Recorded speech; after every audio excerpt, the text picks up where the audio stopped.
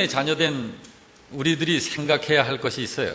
그건 뭐냐면, 여러분, 우리들 무슨 생각하면서 삽니까? 하루하루 살 적에. 저도 잠에 들어도 생각을 해요. 보니까 꿈속에서도 생각을 하더라고요. 이게 생각하는 존재다. 누가 그런 이야기를 했죠. 그런데 무슨 생각을 해야 할까? 우리가 하나님의 자녀된 신자가 생각해야 할 것이 있습니다. 이 생각이라고 하는 것은 우리가 통제해야 해요. 통제. 가롯 유다의 마음에 사탄이 예수를 팔려는 생각을 집어넣으니 그가 예수를 팔려는 궁리를 하더라. 사람의 마음 속에 이 생각이라고 하는 것이 들어오는데 이 생각은 통제해야 합니다. 나도 모르게 생각이 들어와요. 그런데 그 생각을 내가 묵상할 것이냐, 이거를 물리쳐야 할 것이냐 하는 이런 것들을 우리가 다스려야 합니다. 그래서 신자가, 하나님의 자녀된 신자가 생각해야 할 것이 있어요. 그것은 하나님의 자녀된 내가 이 세상을 어떻게 살아야 할까? 어떻게 살아야 하는가? 이거를 생각해야 합니다. 무슨 생각을 내가 해야 할까? 무엇을 고민해야 하는가? 무슨 일을 하면서 나는 살아야 하지? 자, 이런 거 생각해야 하는 것입니다. 뭐 말할 것도 없죠. 여기에 대해서 우리들이 그냥 원론적으로 이렇게 다 알고 있어요. 전부 알고 있어요. 하나님의 자녀가 세상에서 하는 일, 하나님 일 하는 거죠. 뭐 여기 이런 원론적인 것은 모르는 신자는 없습니다. 하나님하고 같이 살면서 하나님의 일을 하고 사는 것이 신자의 삶이에요. 자, 이런 원론적인 것은 전부 안다 말이죠. 자, 요한복음 5장 17절을 보면 예수님이 이런 말씀하셨어요. 하나님도 일하실까요? 예수님이 이런 말씀하셨어요. 예수께서 그들에게 이르시되 내 아버지께서 이제까지 일하시니 나도 일한다. 하나님은 신이신데 일하실까? 우리 보통 그렇게 생각할 수 있는데 하늘과 땅과 바다와 이 모든 것이 하나님이 일하신 것이고 하나님은 그 속에서 지금도 일하고 계십니다. 하나님은 지금도 일하고 계셔요. 그러므로 신자인 우리가 우리의 아버지를 닮아 우리도 해야 할 일이 있습니다. 이런 것에 대해서 예수님의 12제자들도 많이 궁금해했습니다. 그래서 이렇게 여쭈었어요. 요한복음 6장 28절 이하에 보면 우리가 어떻게 해야 하나님의 일을 하오리까? 그랬더니 예수님이 대답하시기를 29절에 예수께서 대답하여 이르시되 하나님께서 보내신 일을 믿는 것이 하나님의 일이니라.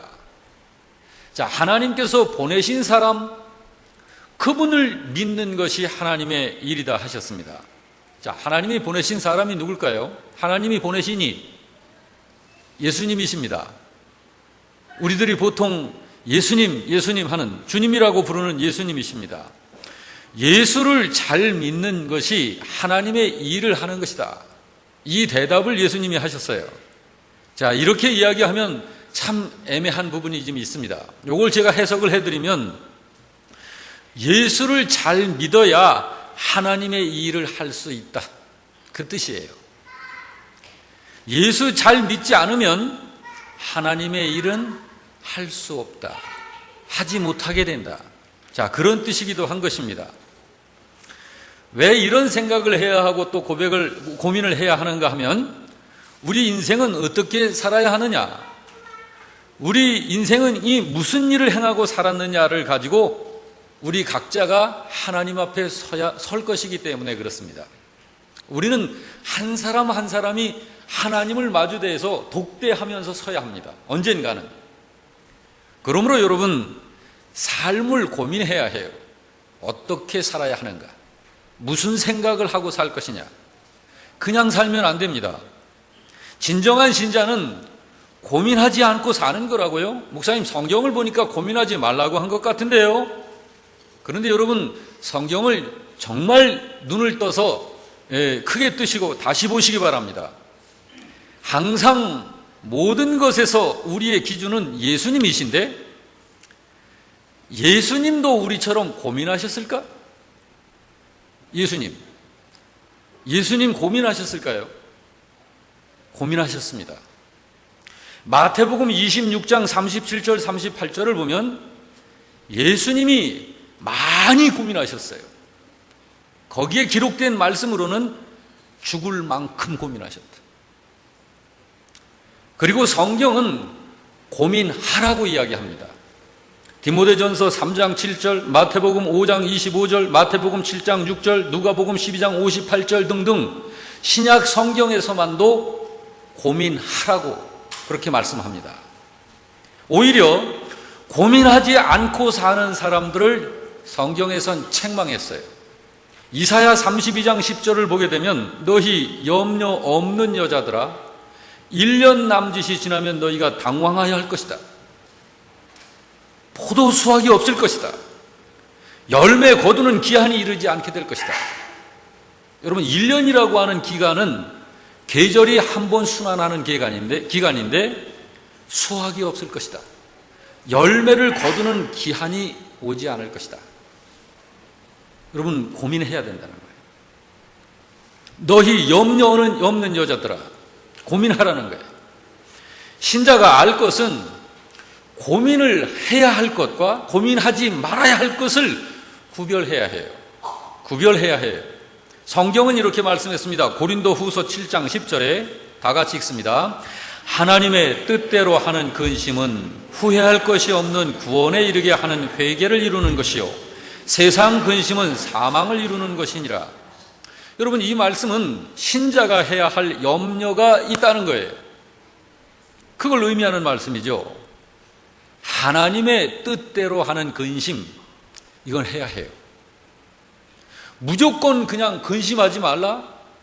성경에서는 그렇게 이야기한 곳이 없어요. 이걸 실제적으로 신자가 해야 할 염려, 하나님의 뜻대로 하는 근심, 이것을 실제적으로 말하자면 제가 방금도 여러 번 말씀을 드렸습니다마는 나는 세상을 왜 사는 건가? 이거 고민해야 된다는 거예요. 학생들, 나는 왜 공부해야 하지? 이 문제 고민하지 않으면 이상한 행동을 하게 됩니다. 우리 아이가 이제 결혼할 나이가 됐는데 중학교 때 공부를 곧잘 하는 아이였는데요. 이 앞에 섰던 아이입니다. 그런데 어느 날 보니까 성적이 뚝뚝 떨어지는 거예요. 그래서 왜 떨어지는가 보니까 공부를 안 해, 이놈이. 공부를 안 했어요.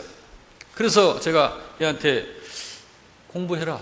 그때 이제 공부해라 좀 이야기를 했어요. 공부하라는 이야기 제가 잘 안 하는데 왜 알아서 잘 하니까, 했으니까.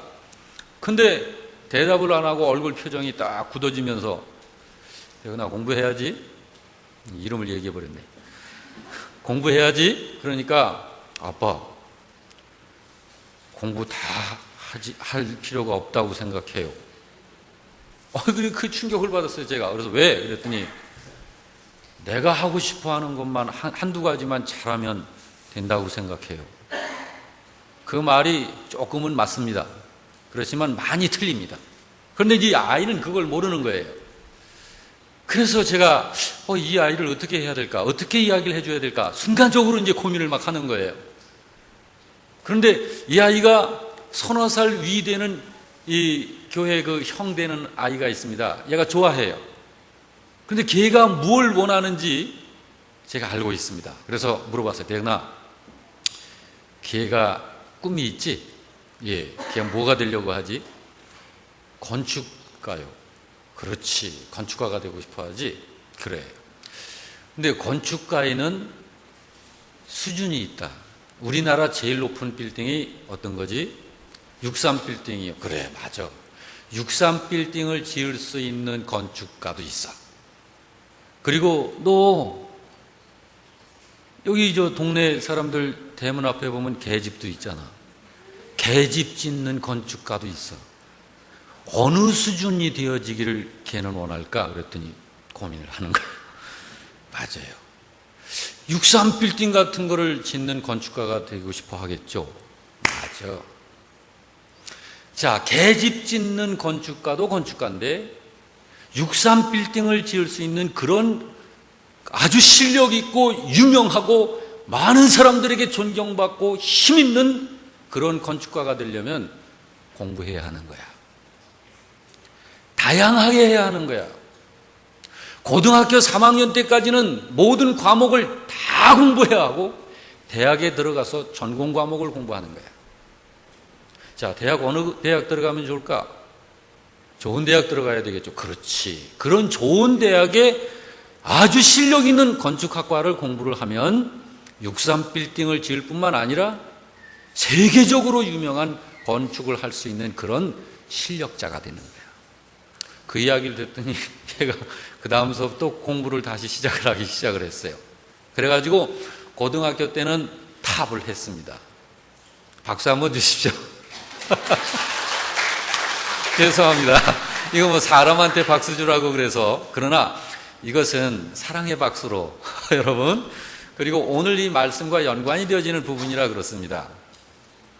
제가 이거 잊어버렸어요. 어디 설교 여기 이 원고를 다시 봐야 됩니다. 예. 학생들은 왜 공부를 해야 하는지 이거 고민해야 해요. 교회에 나오는 신자 여러분, 나는 왜 교회를 가야 하지? 나는 왜 주일 성수해야 하지? 나는 왜 예수를 믿는 거지? 나는 왜 직장을 다니면서 일을 하는가? 왜 돈을 버는 거지? 자, 여러분, 이거 하나님을 아는 사람이나 하나님을 모르는 사람이나 본능적으로 갖고 있는 기본적인 것 가지고 고민하라는 거 아니에요. 여러분, 하나님께서 주신 담아놓으신 엄청나게 굉장히 중요한 게 있어요. 그것 때문입니다. 나는 왜 직장 생활을 하는가? 나는 왜 사업을 해야 하는가? 과연 나는 어떻게 살아야 하는가? 이거 고민해야 하는 거예요. 그냥 고민 아닙니다. 이런 것에서 하나님의 뜻을 찾는 고민을 해야 하는 거예요. 그래야 비로소 하나님의 일을 할 수 있어요. 여러분, 하나님의 뜻을 찾지를 못하면 하나님의 일 못합니다. 하나님의 일을 하는 곳에 몸을 담고 있어도 그게 하나님 일인 줄 모르는 거예요. 그러니까 이 정신은 그냥 세상적인 그 사고방식 가운데서 머물러 있는 거예요. 그러니까 이 열매를 잘 맺혀내질 못하는 거예요. 자, 신자는 어떻게 세상을 살아야 하는 걸까? 신자인 저와 여러분이 어떤 생각을 가지고 어떤 마음을 품고 세상을 살아야 하나? 하나님께서 바로 그걸 오늘 이 본문의 말씀을 통해서 이야기해 주시는 거예요. 저는 이 오늘 본문의 말씀을 통해서 굉장한 충격을 받았어요. 이 오늘 본문의 포도원 주인이 그 사람인데 이 사람이 하나님의 일을 하고 있어요. 하나님의 일을. 이분이 포도원을 경영하는 목적이 있어요. 그걸 여러분 오늘 한번 보시기 바랍니다. 자기 포도원을 경영하는 방식이 있어요. 자, 이 주인이 품꾼을 찾으러 아침 9시에 장터로 나갑니다. 우리가 보통 그러면 하루 일을 한다. 그러면 아침 9시에 일을 시작해서 오후 6시면 이제 마치죠. 그게 하루 일이에요. 아침 9시에 품꾼을 찾으러 나가. 그런데 낮 12시에도 나가요.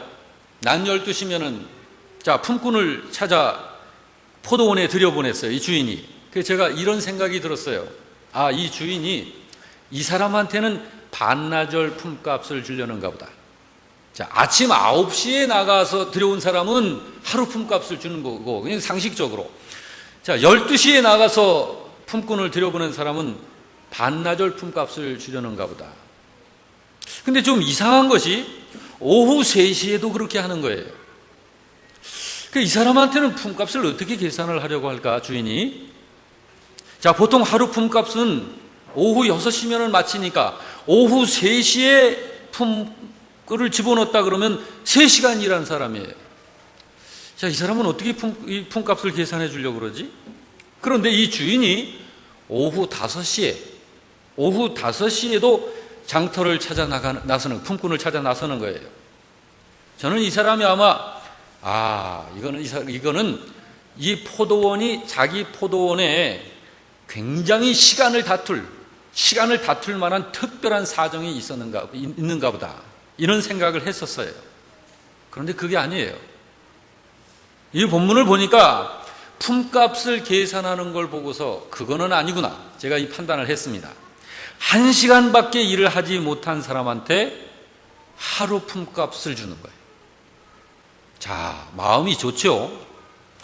3시간 일한 사람한테 하루 품값을 줘요. 6시간 반나절밖에 일을 안 한 사람한테도 하루 품값을 주고, 하루 종일 일한 사람한테도 하루 품값 똑같이 주는 거야. 전부 다 똑같이. 이지영 집사님도 한 3시간이나 1시간 일하고 하루 품값을 받는 이런 직장이 됐으면 좋겠죠. 아닙니까? 예, 양심의 소리가 있어서 맞습니다. 좋은 정신입니다. 자, 모두한테 이 사람이 하루 품값을 주는 거예요. 자, 그럼 이지영 집사님이 나중에 오너가 된다. 그러면 여기 이 포도원 주인처럼 이렇게 하려는 마음이 있습니까? 예. 자, 아니라고 했습니다. 자, 그렇다면 상처받지 마세요. 이지영 집사님과 이 포도원 주인은 지금 뭔가 다릅니다. 달라요. 뭐가 다른 걸까요? 자, 이 포도원 주인은 왜 이런 것을 하는 걸까요? 처음에는 제가 이게 이해가 안 됐어요. 그러다가 나중에 이해가 됐습니다.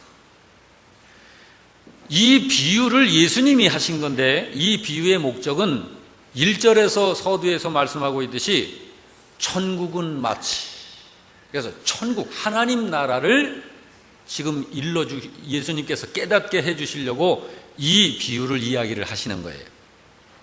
제가 세상을 사는 이 세상의 경영 방식으로 이 포도원 주인의 이 행위를 보니까 이해가 안 된 거예요. 그런데 하나님 나라의 경영 방식을 가지고 이 사람을 보니까 이해가 된 거예요. 하나님 나라의 경영 방식. 여러분과 저는 이 세상을 삽니다.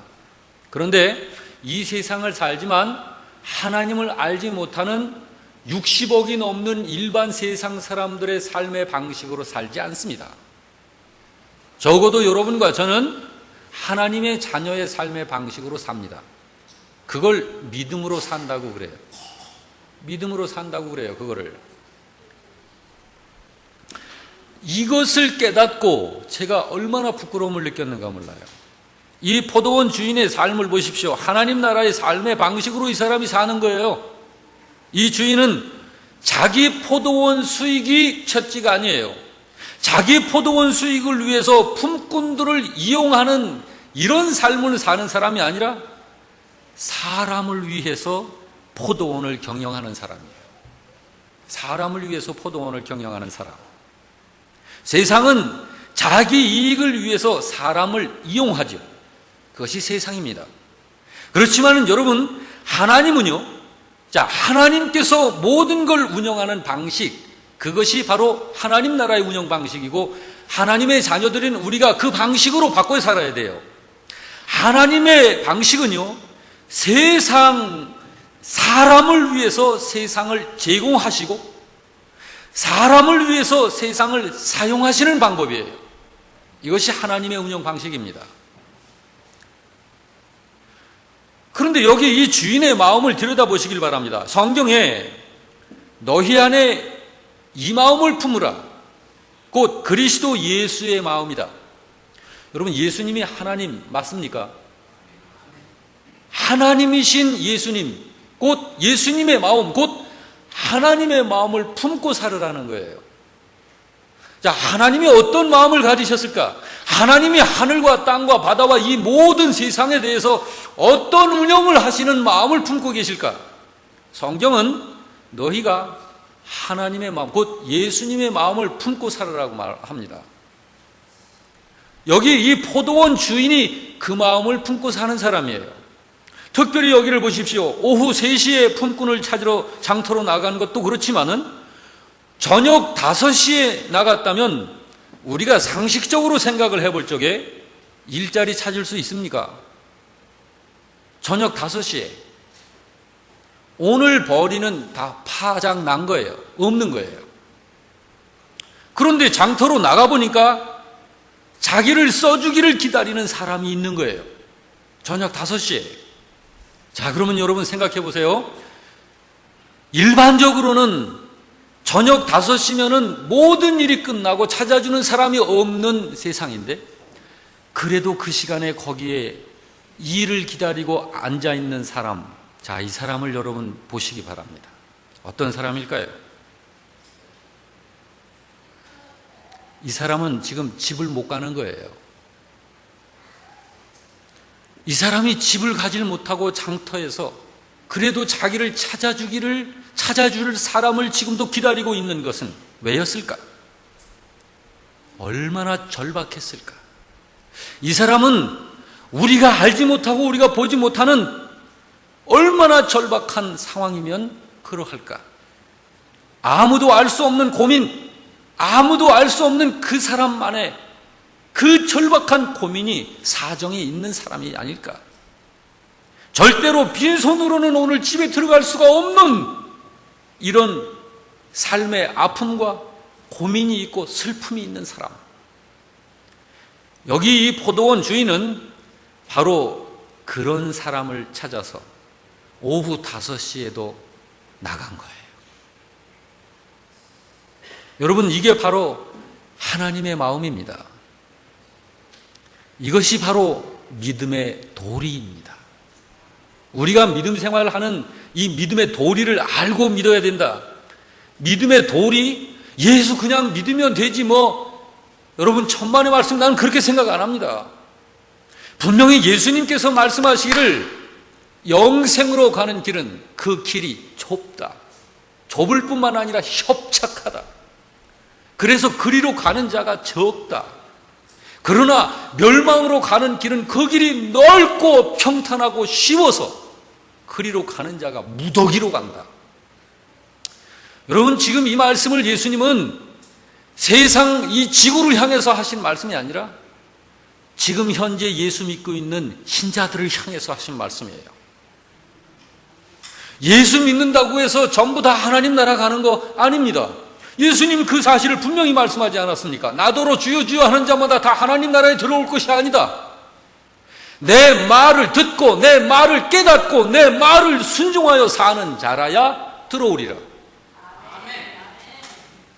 여러분, 그냥 예수 믿고 사는 거, 여러분, 구원이라고 하는 것은요, 그냥 예수 믿고 사는 그런 믿음에는 없습니다.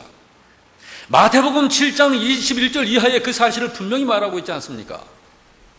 그러므로 믿음은 믿음 같은 믿음이어야 해요. 살아있는 믿음이어야 해요. 진짜 믿음이어야 해요. 그 믿음을 가지고, 그 믿음의 주인은 바로 주님이십니다. 그 믿음은 우리가 결정해서, 우리가 생각해서, 연구해서 야, 이렇게 믿어야 되겠다, 그렇게 결정하는 믿음 아닙니다. 너희가 그 은혜를 인하여 믿음으로 말미암아 구원을 얻었나니 이것이 너희에게서 난 것이 아니요 하나님의 선물이라. 할렐루야. 구원 얻는 믿음은 하나님께서 주심으로 우리가 은혜로 받아가지고 믿는 것이 그 믿음입니다.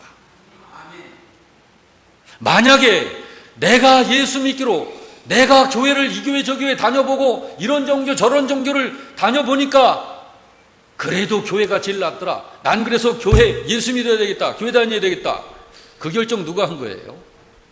나의 이성이 한 것입니다. 그렇다면 내 이성이 또 바뀌면 그거는 언제든지 바뀔 수 있는 거예요. 그러므로 진짜 믿음은 바뀌지 않는 겁니다. 변하지 않는 겁니다. 자, 이 믿음을 고민해야 해요. 우리가 여기에 주님께서, 바로 주님의 마음이 그런 마음이에요. 예수님의 마음이, 이 비유를 말씀하신 예수님의 심정이 지금 12제자들을 앞에 놓고 이 비유로 이야기를 하시면서 하나님 나라가 어떤 나라인지를 지금 깨우쳐 주시려고 하는 거예요. 자, 여기에 오후 5시에 저녁에 다 파장날 이 시간에 거기에 그래도 이 일을 기다리고 불러줄 사람을 그래도 한번 실가닥 같은 그런 걸 걸면서 거기에 기다려 있는 이 사람의 집으로 돌아갈 수 없는 이 절박함,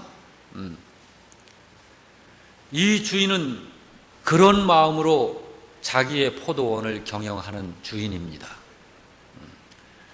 여러분, 하나님이 찾으시는 사람이 어떤 사람일까 생각해 보시기 바랍니다. 예수 잘 믿고 주여 부르짖고 믿습니다 말해가면서 자기 욕망 엄청난 걸 세워놓고 예수 이거 이루어줘, 이거 이뤄내란 말이야 하면서 명령하는 크리스찬을 하나님이 찾으실까? 네? 하나님이 찾으시는 사람은 영원한 가치가 있는 일을 할 수 있는 사람을 찾으시는 거예요. 여러분, 영원한 가치가 있는 그 일이라는 게 뭘까? 그것이 하나님의 일입니다. 하나님께서 하시는 그 일의 동역자가 되고자 하는 거예요. 이 마음이 있는 사람을 하나님이 찾으시는 거예요. 그 마음을 가지고 있는 신자가 오늘 이 포도원 주인이라고요. 세상 경영학으로 사는 사람이 아닙니다. 하나님의 경영학으로 사는 사람을 주님은 찾으시는 거예요. 자기 포도원 이익을 위해서 불쌍한 사람들을 품꾼 몇 푼 나눠주면서 이용해 먹는 사람이 아니라 사람 살려내기 위해서 포도원을 경영하는 사람이에요. 여러분, 이 포도원 주인의 이 삶이 바로 하나님 나라 백성들의 삶의 모습이어야 하는 것입니다. 우리 신자들의 삶의 모습이 이런 모습이어야 하는 거예요. 내가 왜 직장 다니느냐? 조금씩 더 큰 집을 장만해 가기 위해서 나는 직장 생활을 한다? 그거는 미안하지만 목적이 다른 거예요. 자기의 영리를 최선의 목적으로 하는 인생이 아니라 영혼들을 위해서, 사람들을 위해서, 삶을 위해서, 사람들의 그 영혼을 위해서 포도원을 경영하는 사람. 그렇다고 해서 여러분, 이 포도원을 경영하는 이 주인이 포도원 수익을 내지 말아야 된다는 건 아니에요.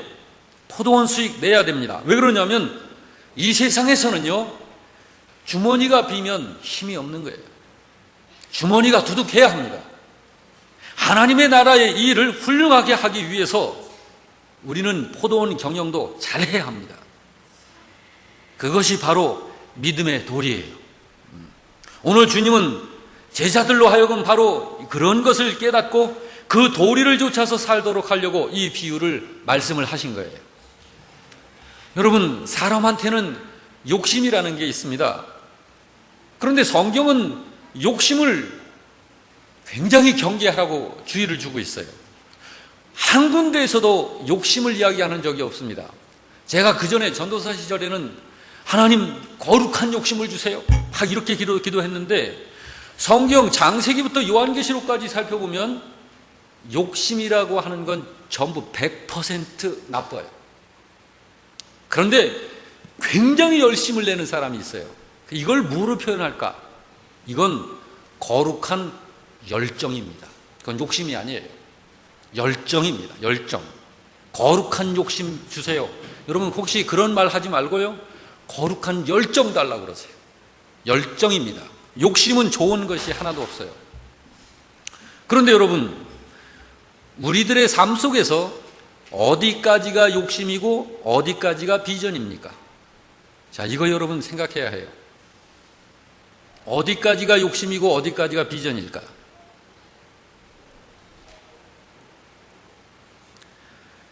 여러분 중에 한 분이 얼마 전에 저한테 이런 이야기를 했어요. 목사님, 저 깨달은 거 있어요. 오늘 큐티 말씀에 넘치도록 부어주신다는 약속의 말씀이었는데요. 넘치는 것을 가지고 나눈다는 말이 무슨 말씀인지 깨달았어요. 신자가 기도하면 하나님이 들어주시죠. 그런데 들어주실수록 그 다음에는 더 큰 목적을 새로 정해서 또 기도하고, 그걸 하나님이 들어주시면 또 더 큰 목적을 새로 정해서 또 기도하고, 이렇게 가기 때문에 항상 만족이 없구나. 그리고 제가 하나님께 계속 기도를 그렇게 해온 것 같은데 그게 욕심이라는 걸 깨달았어요. 하나님이 들어주신 후부터는, 자, 내가 목적을 정해서 하나님, 저 이거 필요해요. 이거 주세요. 그리고 이 수준으로 제가 했으면 좋겠어요. 근데 얼마 후에 하나님이 그것을 들어주셨어요. 그런데 그 다음부터는, 그것은 나의 그 그릇이 있을 때 그 다음부터는 그게 넘치는 거구나. 그때부터는 이것을 가지고, 그 넘치는 것들을 가지고 다른 사람들과 나누면서 살아야 된다는 것을 깨달았다는 거예요. 제가 그 말을 들으면서 감동받았어요. 얼마나 제가 마음에 감동이 왔는지 눈물 날 뻔했어요. 여러분, 바로 그런 마음이 하나님 나라의 생활 방식입니다. 그거예요. 그렇게 사는 것이 신자들의 삶의 도리이고 믿음의 도리입니다. 구원받은 사람은 그렇게 살아야 되는 거예요. 그래야 하나님 나라를 만들어가게 되는 것입니다. 제가 자주 드리는 말씀입니다마는, 사람은 자기 인생을 책임져야 하는 존재 아닌가요? 저는 제 인생을 책임져야 돼요. 그런데 아무리 생각을 해도 천국에는 장로님들이 많이 갈까, 목사들이 많이 갈까, 그 두 직함 중에서 제가 생각할 때는 장로님들이 목사들보다는 더 많이 갈 것 같아요. 왜 그러냐면, 목사인 제가 목사의 이 목사 그룹에 있는 분들을 생활을 자주 보지 않습니까? 그래서 제가 그런 느낌이 자꾸 들어요. 그러면 장로님들과 집사님들 중에서는 누가 더 많이 갈까? 제가 볼 때는 집사님들이 더 많이 가실 것 같아요. 그 다음에 집사님들보다 직함 없는 신자들 중에서는 누가 많이 갈까? 이건 여러분 한번 생각해 보시기 바랍니다. 각자 자기 인생을 책임져야 해요. 제가 하나님 앞에서 저 자신을 이렇게 만날 때 목사로서 만나지 않습니다. 하나님이 저를 사랑하는 자녀로 보시는 눈으로 제가 주님을 만납니다. 여러분 앞에서도요, 제 생각은 하나님께서 맡겨주신 일 때문에 목사의 직함을 수행하고 있지, 저는 여러분을 형제요 자매요 한 가족으로 여러분 항상 생각합니다. 그러니까 제가 여러분 앞에 자꾸 이렇게 지금 여러분과 같이 그냥 이렇게 그렇게 생활을 하려고 자꾸 그런 마음을 품고 있습니다.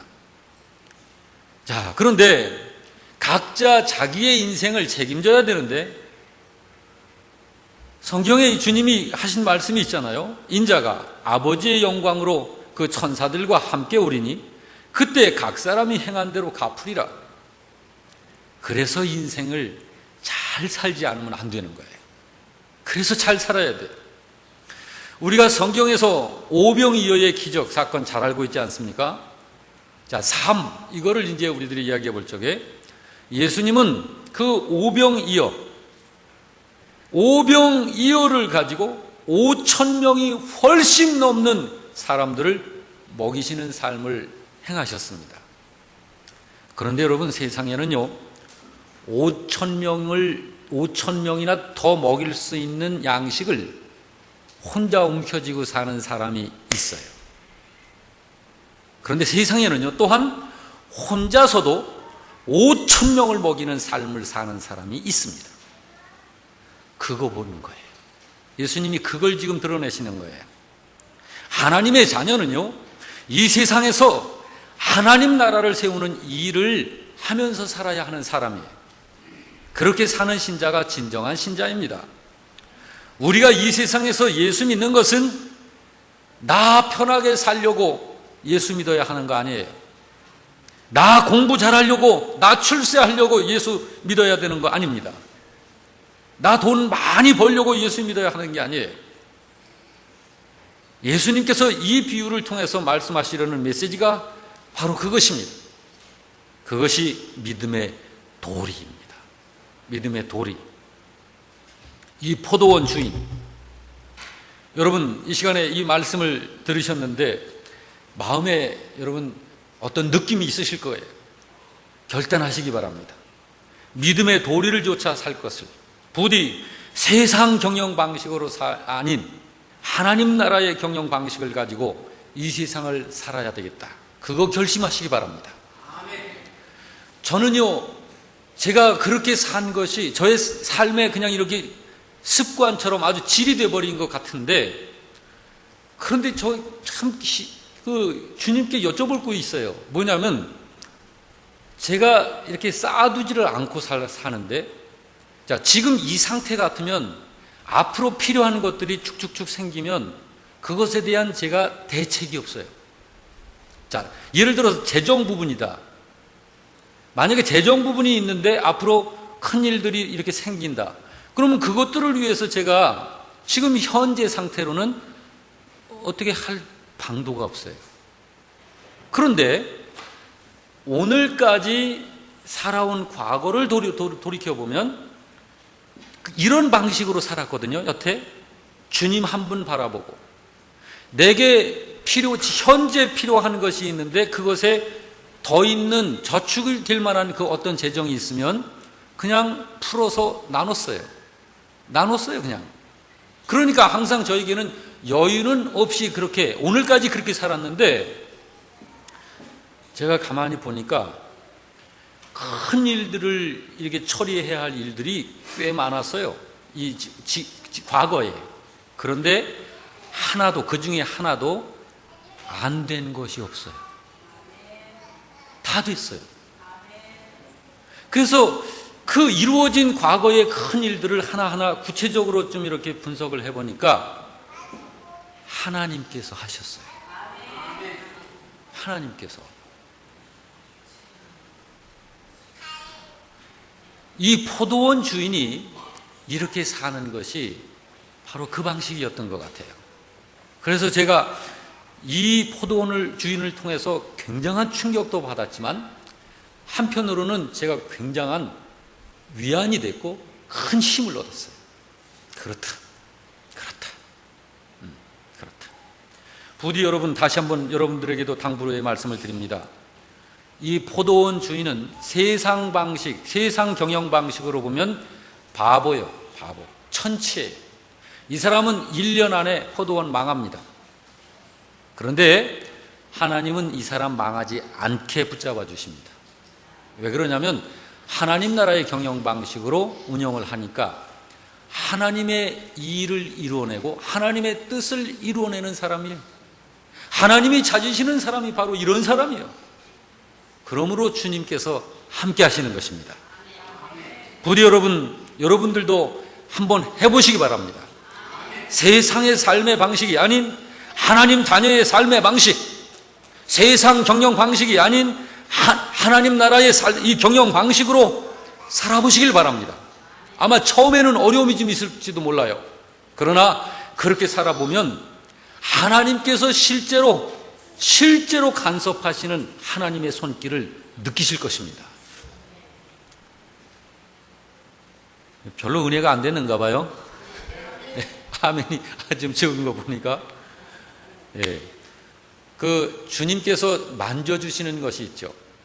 자, 하나님의 말씀은 완전하게 우리에게 주셨습니다. 그런데 제가 이런 기도를 하죠. 하나님, 제가 하나님의 말씀을 인격적으로 받아들이고 인격적으로 내 마음속에 담고 이 말씀을 따라 삽니다. 그런데 어느 때 내 몸이 아파요. 몸이 아픈데 하나님, 제가 몸이 아파요. 성경에 주님께서 믿고 손을 얹고 기도하라. 그러면 의인들의 기도는 역사하는 힘이 많다. 이렇게 하셨으니 제가 믿고 기도하겠습니다. 하고 기도를 하면은요, 평상시 같으면 또 잘 안 나타났었던 그런 것들이 제가 믿고 그냥 순수하게 손을 얹고 기도를 하면 어떤 느낌이 있어요. 무슨 느낌이냐면, 제가 이렇게 가만히 앉아 있을 적에 아무도 모르게 제 뒤에 와서 누가 손을 제 등에 이렇게 살며시 대고 문질면 제가 느껴지지 않습니까? 그런 것처럼 느낌이 있어요. 그러면서 그 아팠던 부분이 그냥 처리되어지는 거예요. 이거는 살아계신 주님께서 내 안에 계시면서 주님을 경외하면서 순수하고 깨끗한 믿음으로 살고자 하는 그 믿음으로 서서 사는 그 신자에게 하나님은 어느 때는 그렇게 그냥 피부적으로 느낄 수 있도록 또 보살피시는 거예요. 이런 것이 믿음으로 사는 신자, 하나님 나라의 경영 방식으로 사는 신자에게 있는 것입니다. 제가 선교 사역을, 선교단체에서 사역을 좀 몇 년 했는데요. 한 가지만 말씀드리고 마칠게요. 이제 내일 단기 선교 사역팀이 일본으로 떠나는데 이 친구들이 재정을 어떻게 운영하는지 제가 지시를 했어요. 전대를, 한 전대를 써라. 10명이 가든 20명이 가든 이 재정 주머니를 하나로 통일해라. 그 이유가 있습니다. 제가 팀을 이끌고 이게 나갔을 적에 아주 다양해요.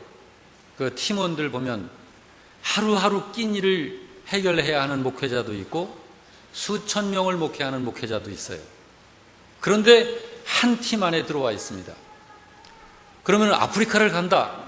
그러면 1인당 이렇게 계산을 해보면 한 사람당 300만 원씩 그렇게 이제 만약에 나온다. 그러면 20명이 가면 6천만 원이 필요합니다. 6천만 원의 재정, 이것을 우리 한 달 동안 놓고 기도하면서 해결합시다. 싸워나갑시다. 그러면 일주일, 2주일 만에 부부가 600만 원을 탁탁 이렇게 납부하는 그런 분들이 있어요. 이분들은 600만 원, 자기 몫을, 부부 몫으로 600만 원을 탁 내고 이제는 마음 편해요.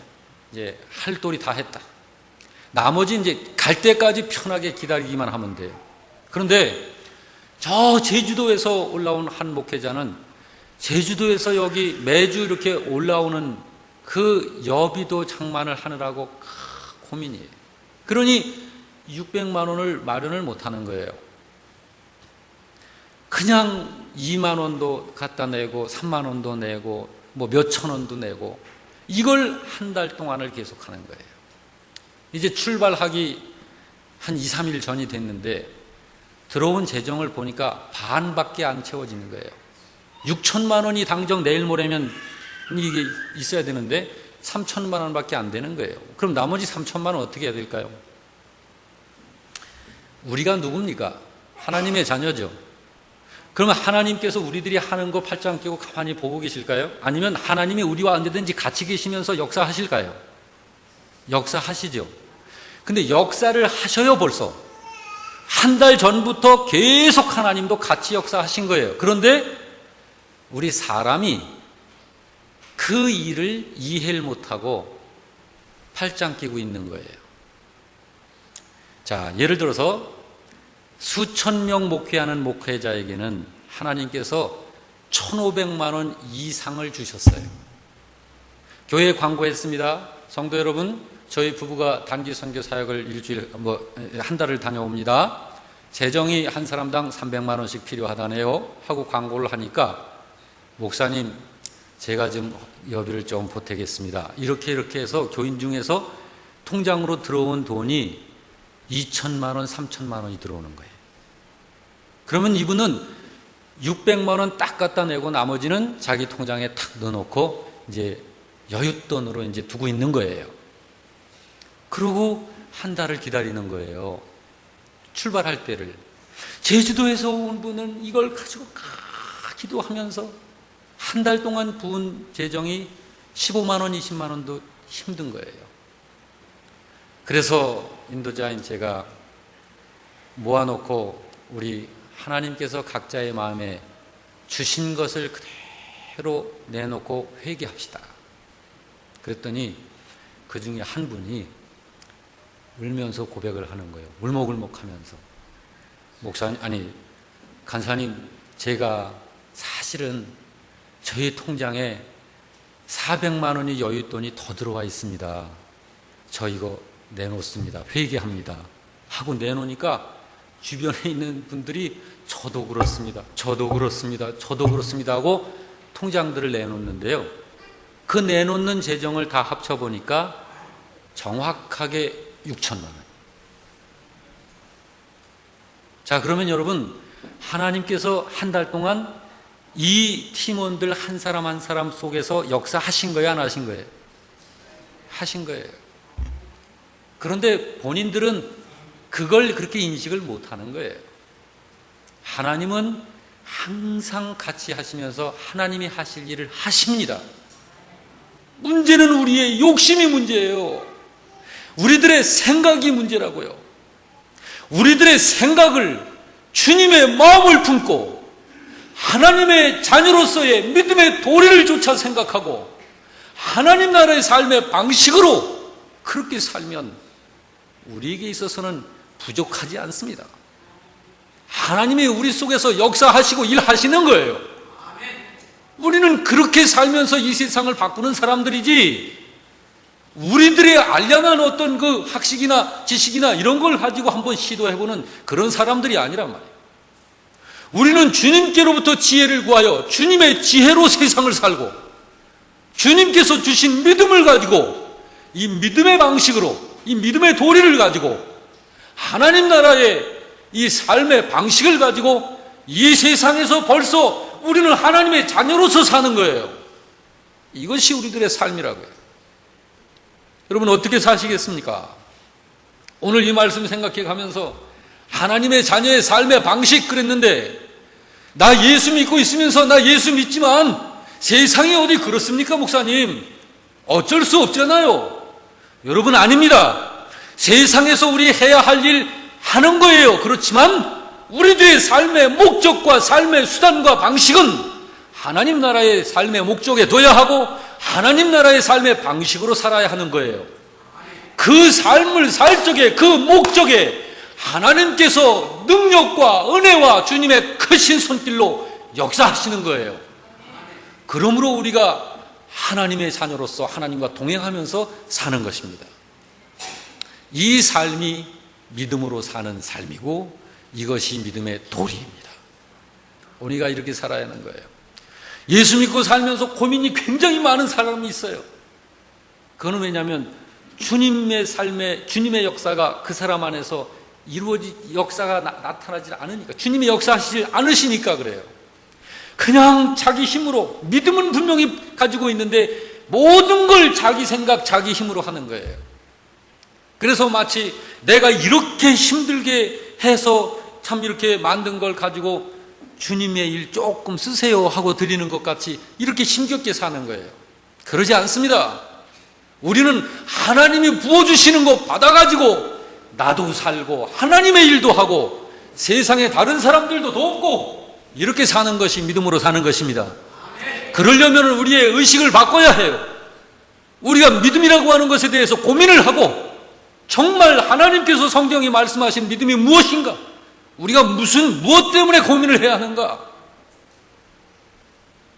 여러분, 학생들이 공부를 열심히 하는 거, 좋은 학교 들어가기 위해서, 좋은 학교 왜 들어가야 되느냐? 좋은 직장 가기 위해서, 그래 돈 많이 버니까, 그래서 예수 믿어야 하는 거라면, 여러분, 좋은 사업체 경영하고 재정을 참 많이 벌고 하는 이건희 씨 같은 사람은 전도할 수 있겠어요? 그 사람한테는 전혀 해당이 안 되는 말이죠, 그거는. 그러면 여러분, 성경 중에서 어떤 것이 이건희 씨 같은 사람한테는 해당이 안 되고 가난한 사람한테는 해당되는 그런 원리가 어디 있습니까? 그런 원리는 없는 거예요. 우리가 이 세상을 사는 이 삶의 방식은 하나님의 자녀의 삶의 방식이 따로 있는 거예요. 믿음의 도리를 쫓아 사는 것입니다. 그것이 우리의 삶의 방식인 줄 주의 이름으로 축원합니다.